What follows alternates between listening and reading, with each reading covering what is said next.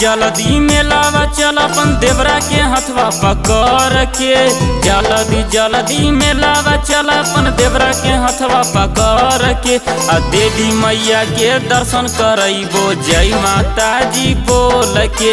आ देवी मैया के दर्शन करइबो जय माता जी बोल के। दू गो भौजी नारियर किनबै दुनू हथवा जोड़ के। दू गो भौजी नारियर किनबै दुनू हथवा जोड़ के। आ शीतल मैया पे नारियर चढ़ैबै जय माता जी बोल के। आ शीतल मैया पे नारियर चढ़ैबै जय माता जी बोल के।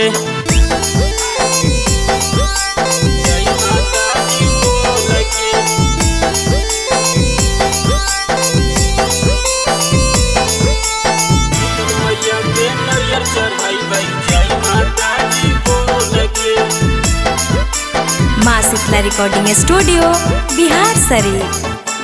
अइलै अब त नवमी ये भौजी पूजा में करिहा न कमी ये भौजी। देवरा लागी मांगिए लीह सुनर एगो दुल्हनी ये भौजी।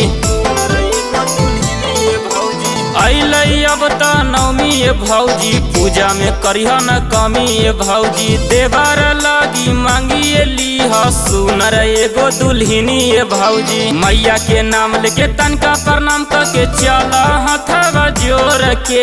मैया के नाम लेके तनका प्रणाम करके चल हथवा जोड़ के।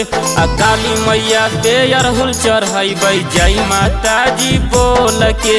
आ देवी मैया पे अरहुल चढ़ैबै जय माता जी बोल के।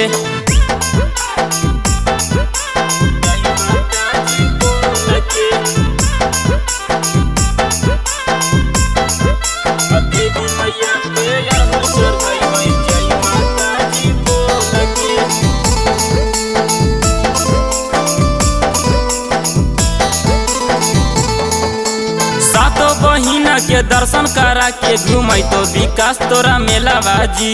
मेलावा में तोर छोटकी बहिन के खिलै तो चाट छोलाबाजी। सातो बहिना के दर्शन करा के घूमै तो विकास तोरा मेलाबाजी। मेलावा में तोरा छोटकी बहिन के खिलै तो चाट छोलाबाजी। केते केते दर्शन करबू केते पूजबू गोर के।